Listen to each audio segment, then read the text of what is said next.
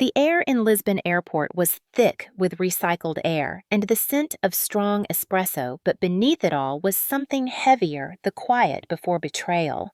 My stepmother Margaret had been unusually kind that morning.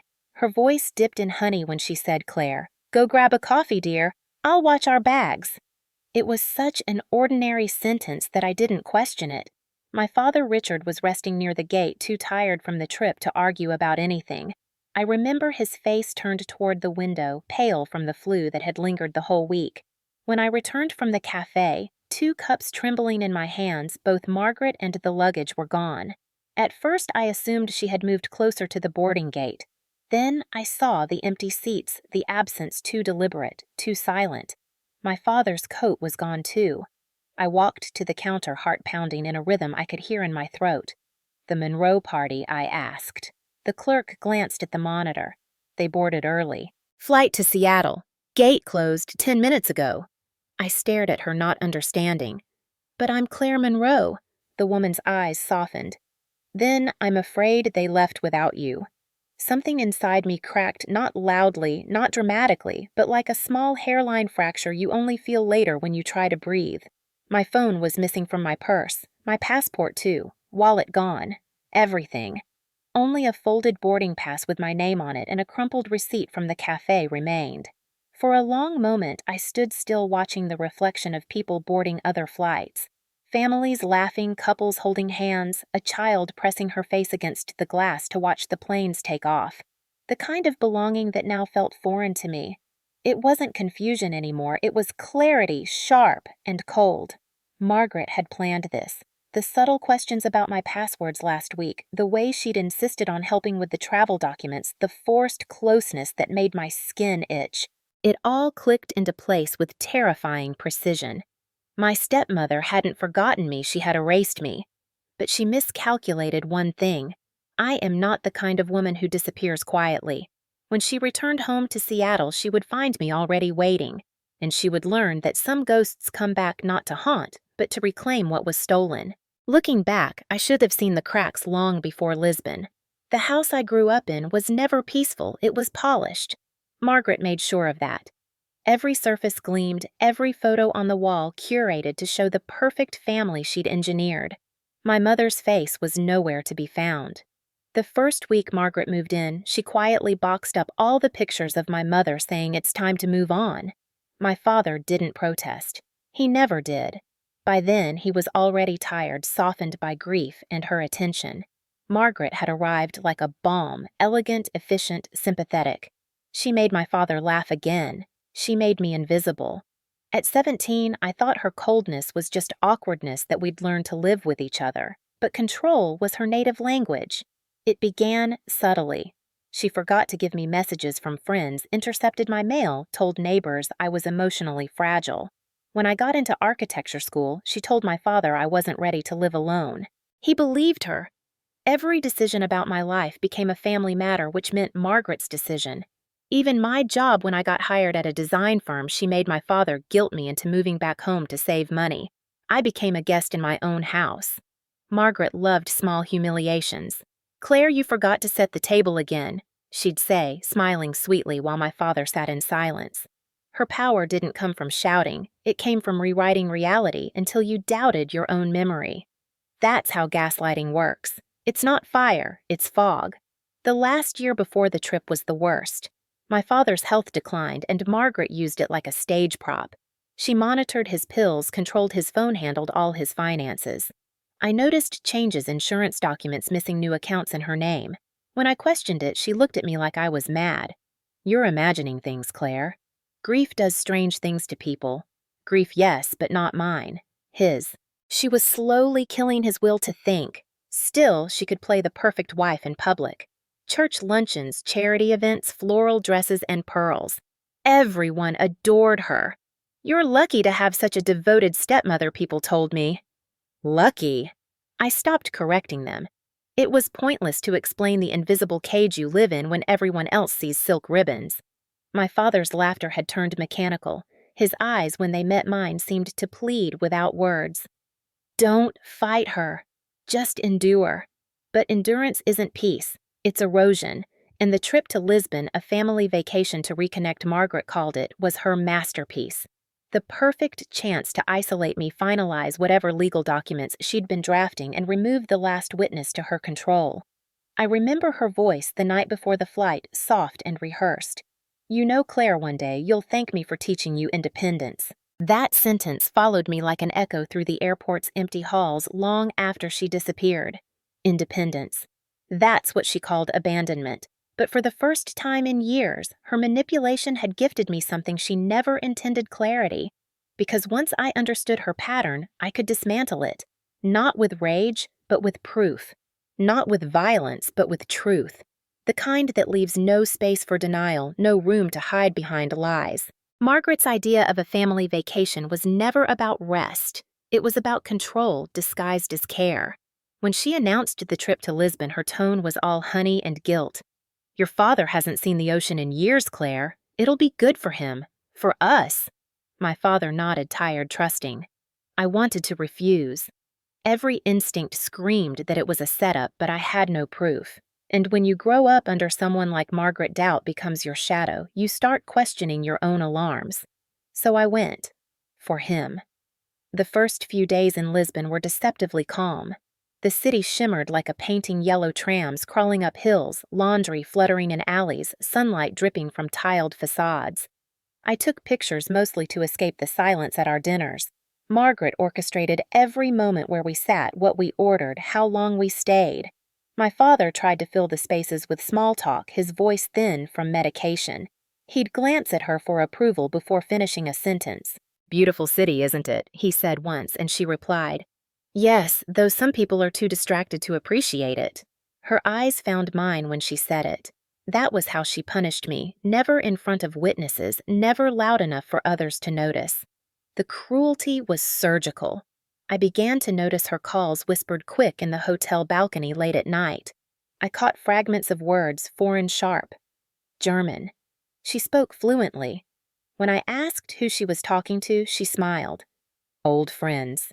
You wouldn't know them." Her smile was always her weapon. On the 5th day, my father collapsed briefly during breakfast. Nothing serious, dehydration, they said, but it gave Margaret a new script. "He needs rest, Claire. Stop questioning everything I do. You're exhausting him." I wanted to scream. Instead, I nodded and helped her carry him upstairs. Later, when he fell asleep, I noticed her checking his phone and deleting messages. When she realized I was watching, she said, "He gets confused. I'm protecting his peace." The word protecting burned like acid. That night I couldn't sleep. I walked through the narrow streets near our hotel, the smell of the Atlantic thick in the air, the city alive with laughter that didn't belong to me. I watched people talking freely, choosing their own paths, their own lives. I wondered when I'd stopped having one. The next morning, Margaret was suddenly cheerful. Too cheerful. She wore white linen, the color she always chose when she wanted to look pure. She handed my father his medication, kissed his cheek, and said, "Let's make today count." We visited the waterfront, took pictures in front of a bronze compass rose, and ate codfish at a restaurant that overlooked the harbor. The waiter brought the bill to me, and she gently corrected him. "Give it to me, dear. Claire doesn't handle money well." The waiter looked embarrassed. I felt my skin go cold, but I said nothing. My father's hand trembled slightly as he reached for his wine.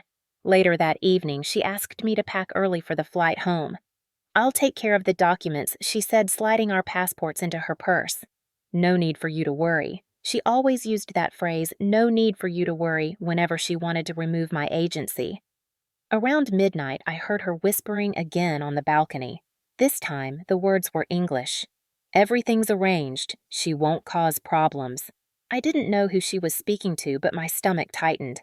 I wanted to confront her, but something in me froze. When you've been gaslit long enough, silence becomes survival. So I wrote everything down instead in my notebook, a habit from my architecture days. Dates, times, words. Even the way she smiled when she said, "Tomorrow will be smooth, I promise." The next morning at the airport, she hugged me for the first time in years. It was almost convincing. "You'll see Claire," she said. "This trip will change everything."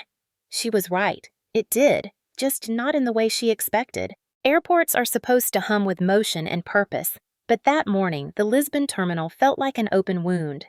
My father sat near Gate 23, pale and distant, his breathing slow from the sedatives Margaret had insisted on the night before. She kept patting his hand, smiling at strangers, as if she were some devoted wife in a magazine ad. When she turned to me, her smile cooled. "Claire, could you grab us some water and snacks for the flight? You know what your father likes." Her tone made it sound like a command disguised as kindness. I hesitated. "We can all go," I said.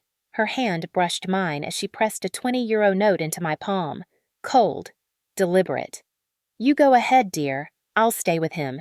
I remember the exact feeling of the bill against my skin, the weight of a setup I couldn't yet name. I walked to the kiosk lined with postcards and candy, trying to shake off the unease. I picked Water Almond's gum details of normalcy to ground myself. It took less than 10 minutes. When I came back, the seats were empty. Not just empty, cleared, wiped of every trace of them. My father's coat, Margaret's scarf, their boarding passes gone. I stood there for a full minute staring, thinking I must have missed them. I checked the screens. Gate 23, Seattle. On schedule. I ran to the counter. The Monroe party. Richard and Margaret Monroe. "Did they board?" The attendant typed quickly. "Yes, ma'am." "They switched to an earlier flight. Connection through London." My throat dried. "But I'm their daughter." The woman frowned. "They said you weren't traveling with them anymore." The sentence landed like a blow. I whispered, "That's impossible." But even as I said it, I knew it wasn't. Margaret had done it. The perfect clean cut. A disappearance staged in daylight. I checked my bag. My passport gone. My phone gone. Wallet identification gone. The 20-euro note still in my hand, limp with sweat. I laughed quietly, the sound brittle, unfamiliar. A man waiting nearby glanced at me and looked away. I sat down in the empty row, surrounded by strangers boarding other flights, and tried to breathe. The air smelled of jet fuel and betrayal. It wasn't until I saw the reflection in the terminal window, my own face pale and motionless, that I realized how far her reach had gone. She hadn't just stranded me. She'd erased me. And maybe I thought that had been the plan all along. To make me vanish quietly, a problem solved by distance. But she'd underestimated something crucial. I was my mother's daughter. The woman she'd spent years trying to delete from history had left behind one unerasable inheritance: resilience. The kind that doesn't scream, the kind that plans. I stood, straightened my coat, and walked toward the U.S. consular sign glimmering at the far end of the terminal. My steps felt shaky at first, then steadier with each one. She thought she'd left me powerless, but she'd given me something far sharper: a reason. The U.S. Consular Agency in Lisbon was hidden behind a modest glass building near Avenida de Liberdade. No flags waving, no grand entrance, just a plaque and a line of exhausted faces waiting for help. I joined them holding the only thing I had left, that 20-euro bill. When it was finally my turn, the woman at the counter, Patricia Gomez, looked up from her computer. Her eyes were sharp kind, but businesslike. "How can I help you, miss?" "My stepmother left me," I said, my voice steadier than I felt. "She took my passport, my phone, everything. I have no way to get home." Patricia blinked once, assessing, then gestured for me to sit. "Start from the beginning." Her pen moved fast as I spoke details of the trip, the airport, the missing documents, even Margaret's whispering calls. When I finished, she leaned back. "You're not the first person I've met who's been abandoned. But this sounds planned." Her tone shifted. Professional concern shaded with quiet outrage. "Can you recall any documents your stepmother asked you to sign before this trip?"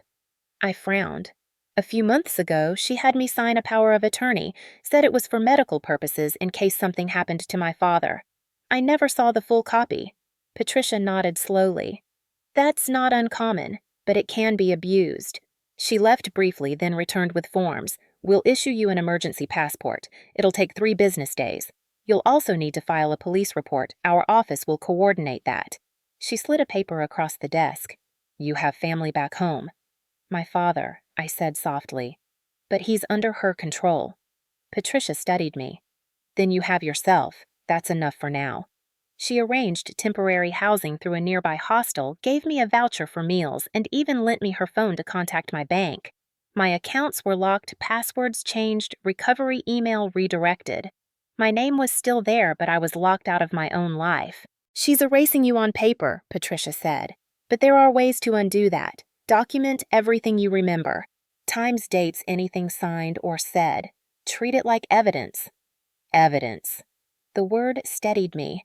My mind shifted into an old, familiar mode, the architectural precision I'd been trained in. Order from chaos. I borrowed a pen and began sketching lines on the back of my report, structuring a timeline. Step 1, identification. Step 2, access to funds. Step 3, return home. Patricia smiled faintly. "You're organized." "I have to be," I said. "She's always 2 steps ahead." When I left the office, the Lisbon air felt different. The same city, but sharper, each sound distinct, every color more defined. The shock hadn't faded. It had hardened into focus. I walked through the streets that evening, passing cafes where couples laughed under warm lights, vendors selling roasted chestnuts, tourists taking photos near fountains. I felt invisible, but not lost. Survival had a rhythm, and I was remembering it.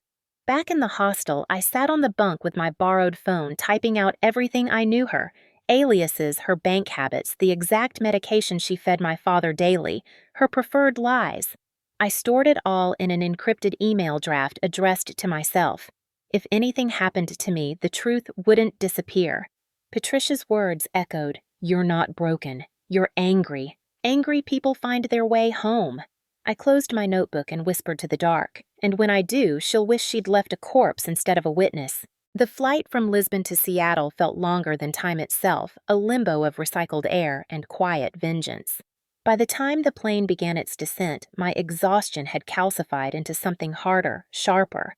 Outside the oval window, the city stretched beneath gray clouds, familiar yet foreign. I had spent my whole life here, but now it looked like enemy territory. The passport Patricia arranged was temporary, thin as paper, but powerful enough to open borders. She'd slipped an envelope into my hand before I left. $600, emergency assistance, pay it back when you can. I promised I would. Seattle greeted me with rain, the kind that doesn't fall. It lingers like grief. I took a rideshare to my father's house, watching raindrops slide across the window like the slow march of time. The driver tried to make small talk, but one look at my face and she stopped. When we turned the corner onto Crestwood Avenue, my stomach dropped. The house looked the same, but wrong, as if someone had repainted it in deception. The porch lights were on, the curtains new cream-colored, drawn tight. I asked the driver to wait while I walked up the path. My shoes sank into damp soil, the hydrangeas trimmed to military precision. Margaret's touch.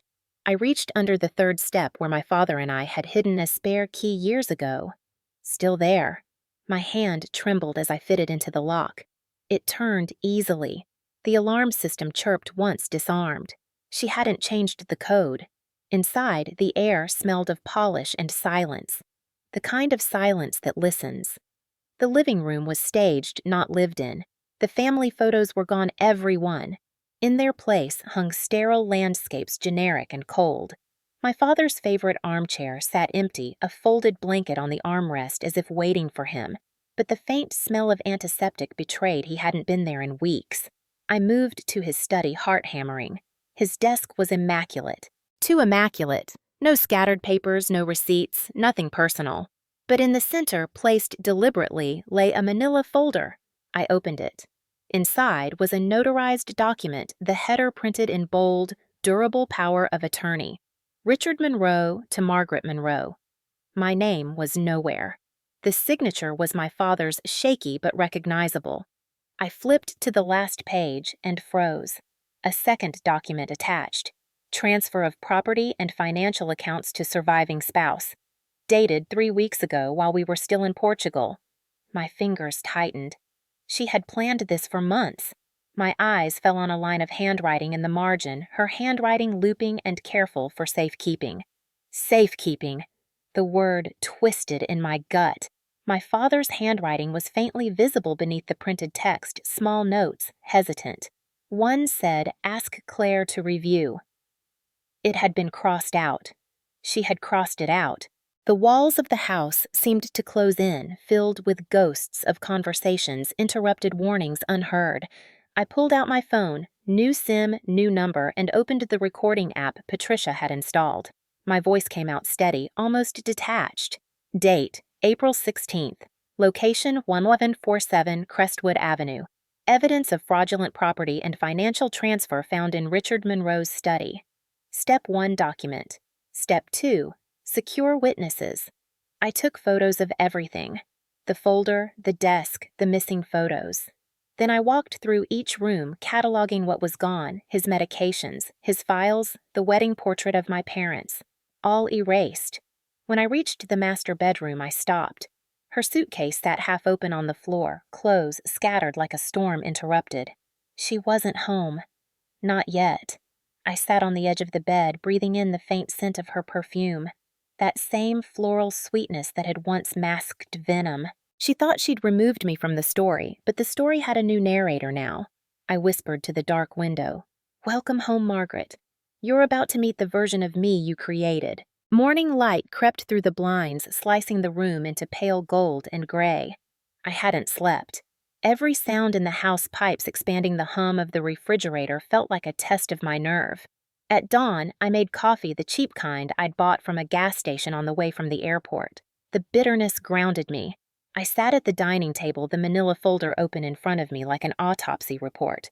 Margaret's handwriting was everywhere. Margins, sticky notes, initials in neat black ink. Each word was a fingerprint of control.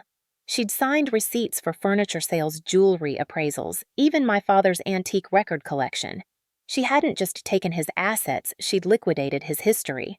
I flipped through the papers, searching for anything she'd missed. At the bottom, tucked between invoices, I found an email printout addressed to a real estate firm, subject line, evaluation request, Crestwood property. She had sent it 6 weeks before the trip. That meant she'd planned to sell the house before leaving me in Portugal. I stared at the date, my breath caught between disbelief and fury. That was my proof, her premeditation, her intent. I photographed every page, labeling them with timestamps. Patricia's voice echoed in my memory. Treat it like evidence. I would. I already was. Then I opened the drawer under the desk and froze. My father's watch was missing. So was the camera he'd given me when I graduated college. The box that used to hold my mother's jewelry sat empty, its velvet interior stripped of meaning. She had stolen everything that tied me to my parents. But beneath the emptiness lay something unexpected, a single sheet of lined paper handwritten in my father's uneven scrawl. "Claire, if you're reading this, then something has gone wrong.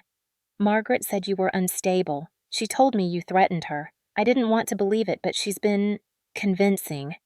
If I'm wrong, forgive me. I'm so tired." I read the words again and again, my stomach twisting tighter each time. She told him I was unstable, gaslighting perfected. She'd isolated him even from his own daughter. I wanted to scream, but the rage was too heavy for sound. I folded the letter carefully, slipped it into a plastic sleeve, and labeled it Exhibit B, Psychological Manipulation. When I looked up, my reflection in the glass cabinet startled me. My face was calm, too calm, the quiet kind of fury that builds foundations, not fires. I spent the rest of the morning contacting Banks Hospitals and his insurance provider using what fragments of identity I still had. Most refused to speak with me. We can't disclose that information without power of attorney. The irony almost made me laugh. She had mine forged under the guise of love. But by noon, a threat appeared. A nurse from a private care home in Tacoma called back. "Ms. Monroe, I'm calling regarding your father's transfer. He arrived 2 weeks ago with Mrs. Monroe. She said you'd be away for an extended stay abroad." My blood ran cold. "He's still there." "Yes, but—" The nurse hesitated. "He's under heavy medication. Mrs. Monroe visits daily, supervises all communication. We haven't seen him with a phone or personal device." My pulse hammered. "Thank you," I said. "Please don't tell her I called." "Of course not," the nurse replied softly. "For what it's worth, your father always asks for you in his sleep." The tears came, then silent, measured, unstoppable.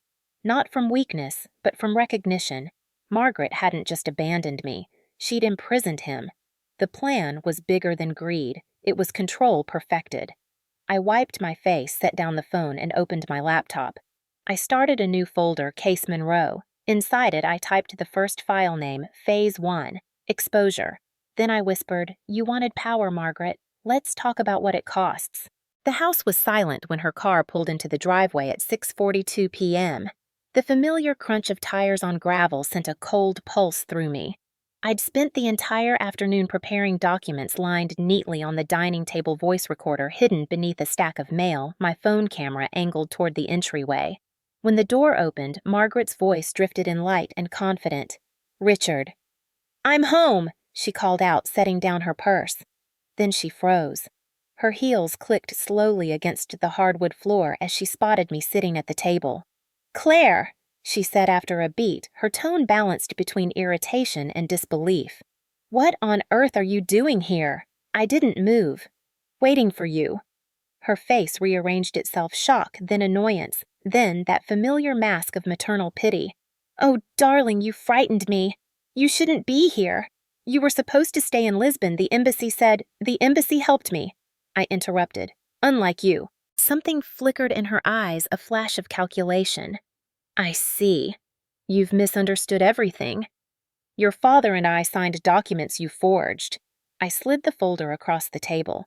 "Your property transfers, your real estate emails, the missing jewelry, the care home. I have it all, Margaret." She didn't touch the folder. Her hands stayed folded in front of her like a woman at prayer. "You think you know what you're doing," she said quietly. "But you're too emotional for this. You always were." There it was, the gaslight soft and poisonous. "You twist everything," she continued. "Your father's illness, his confusion. None of this is your concern anymore." "He's my father," I said. "You drugged him, isolated him, and told the world I was unstable." I pulled out the letter, his shaky handwriting visible. "He wrote this before you buried him alive in medication." She glanced at it, unmoved. "You shouldn't have found that. I found everything."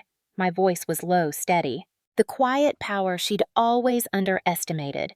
"And I recorded this conversation, by the way." Her expression cracked for the first time, just a hairline fracture.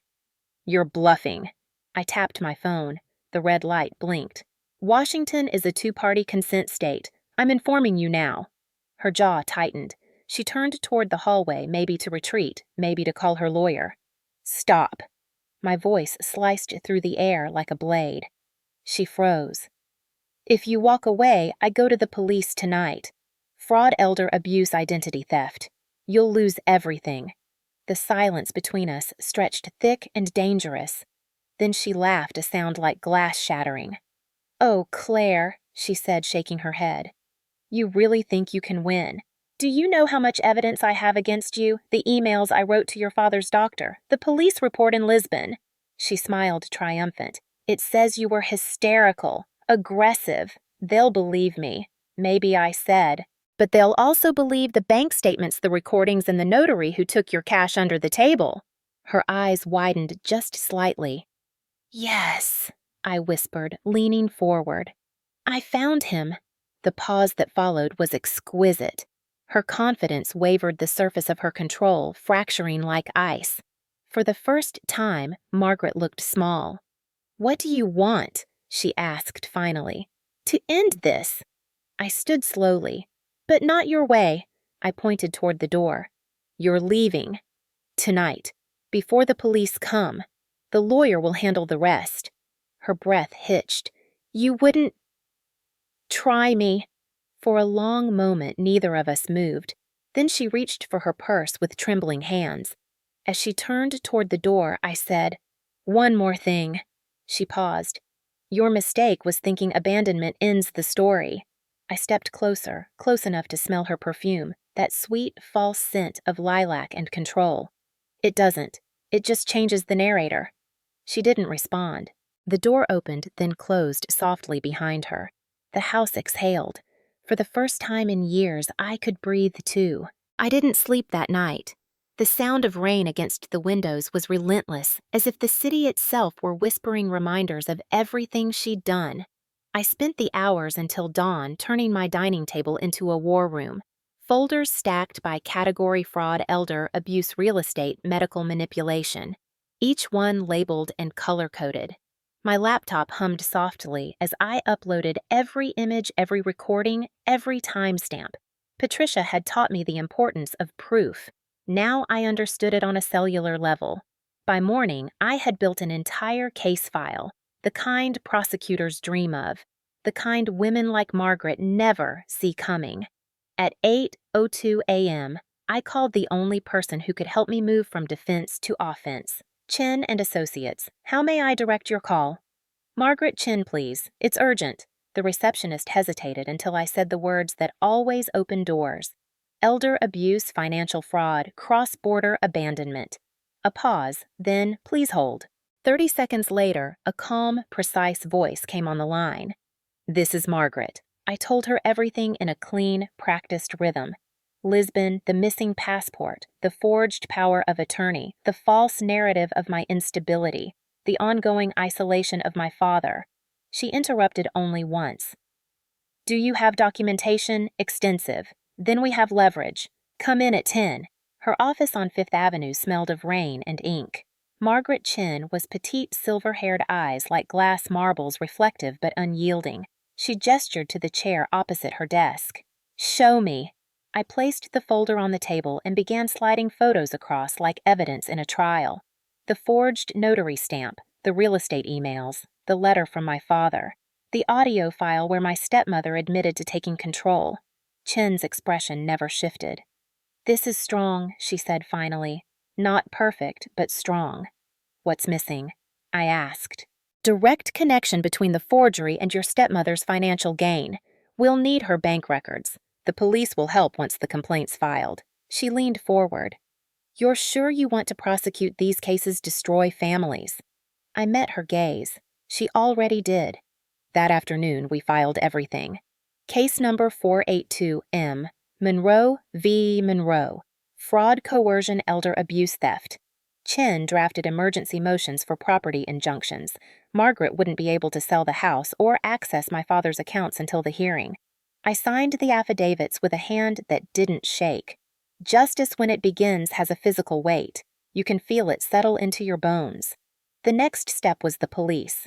The officer at the East Precinct was young skeptical until Chin appeared beside me with her badge and file. We spent 2 hours giving statements cross-referencing timestamps and bank transfers. When I finished, the officer exhaled. Ma'am, this is one of the most detailed reports I've seen. We'll forward it to Financial Crimes and Adult Protective Services. Expect follow-up within 72 hours. Chin nodded.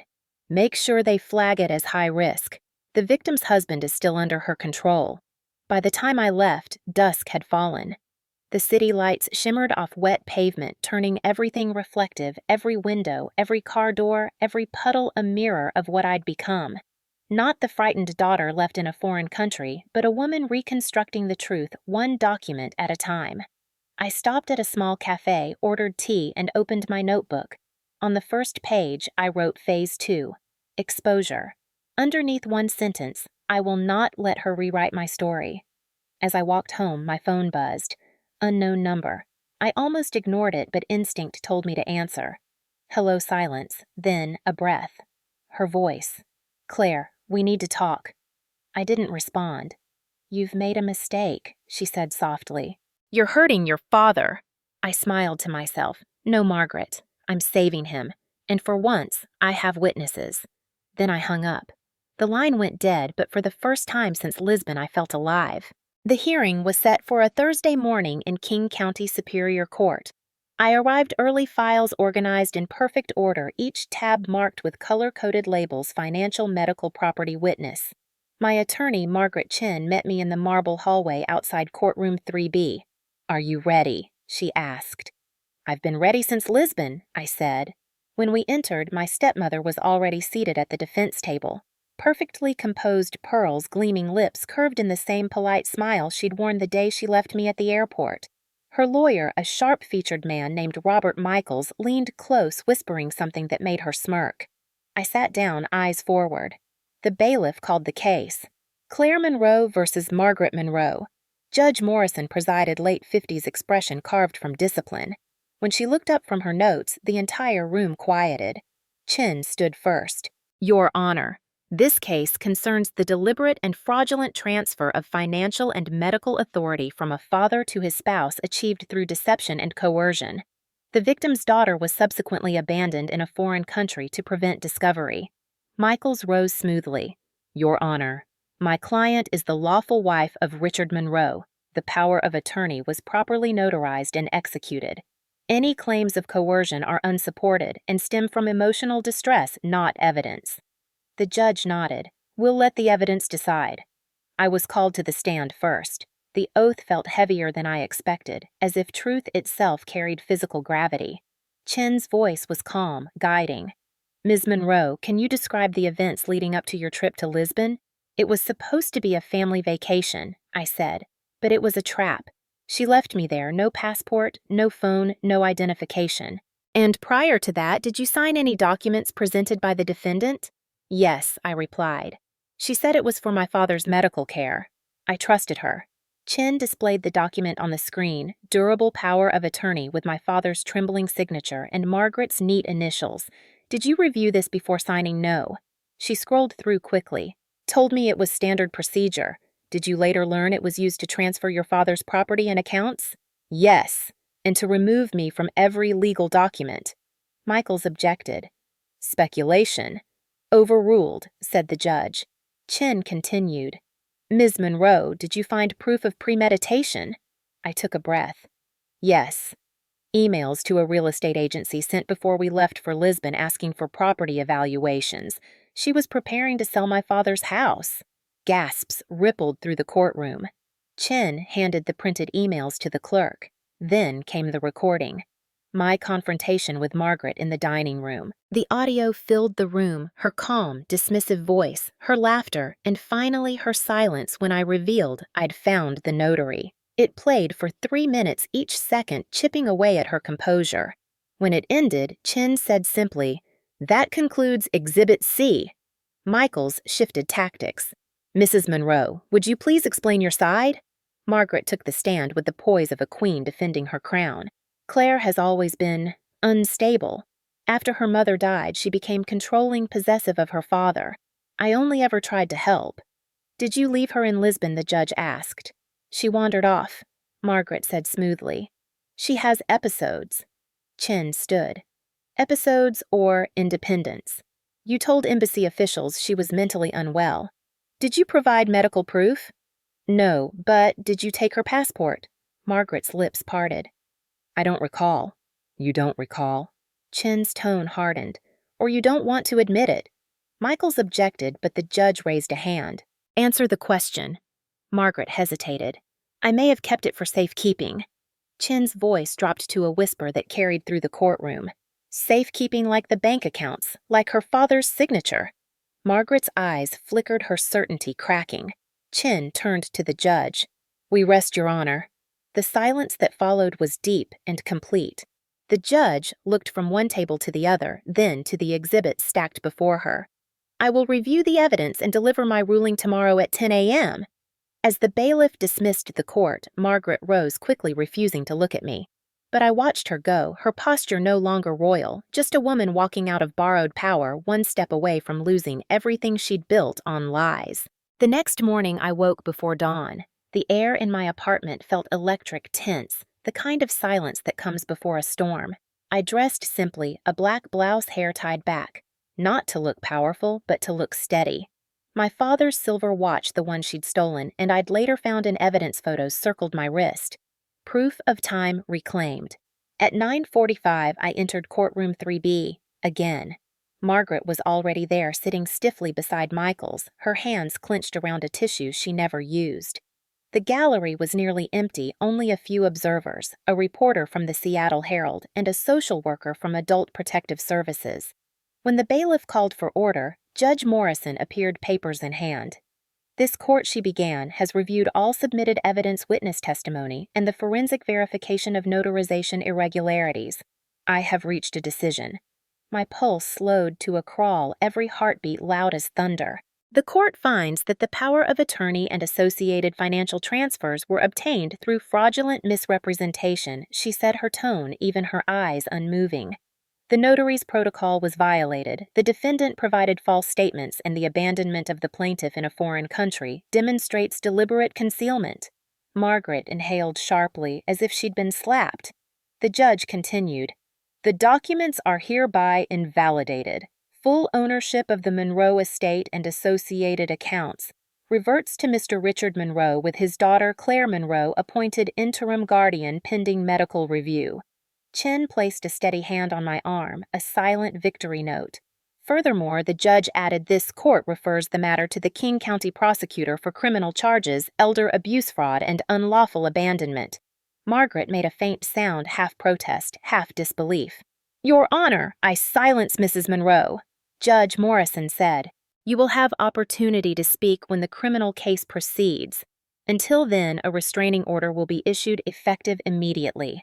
You are to have no contact with Mr. or Miss Monroe." The gavel fell.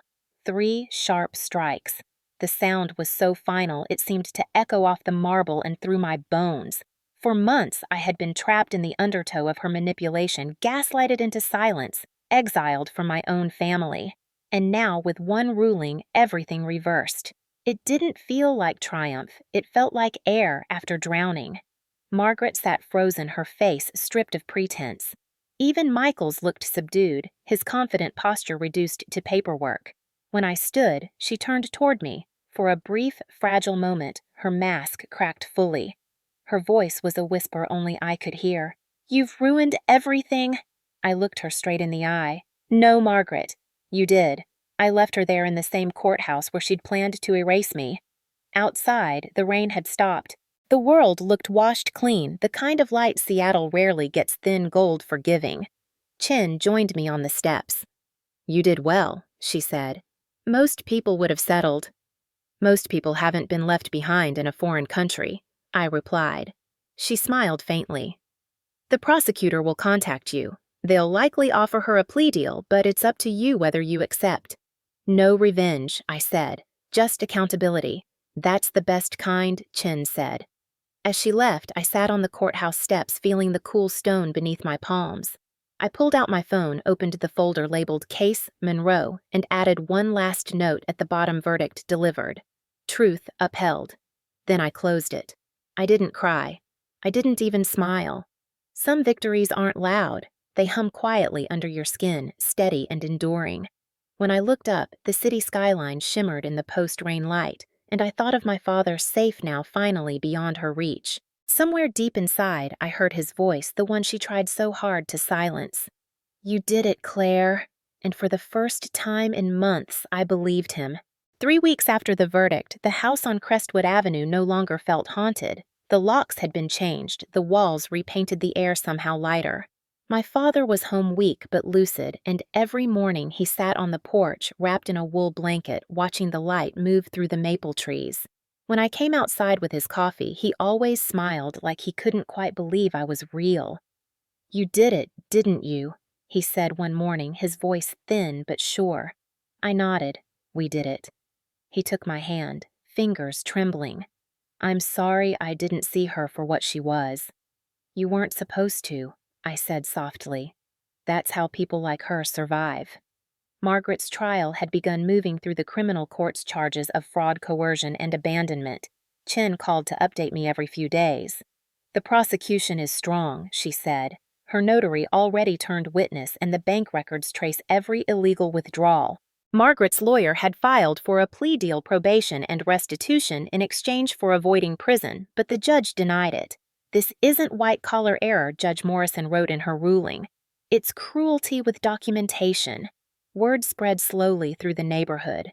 Daniel from next door brought over soup, pretending it was just coincidence. The mail carrier left a note. "Glad you're back, Miss Monroe."